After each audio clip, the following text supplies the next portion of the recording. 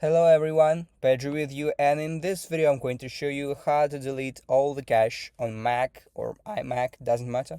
So it is very easy. First of all, we need to go to Finder, and in the top left corner we need to click on the Go and click on Go to Folder. Here we need to type something like /library/caches/ and on some versions of macOS you need to add hyphen in the beginning, but as you can see without hyphen it works. And then click enter, and it will open the folder with the cache documents. And here, first of all, create a new folder on your desktop and basically copy all the documents from the cache. Just right click, copy, and paste it in your folder just in case, so you won't delete something important. Maybe everything happens.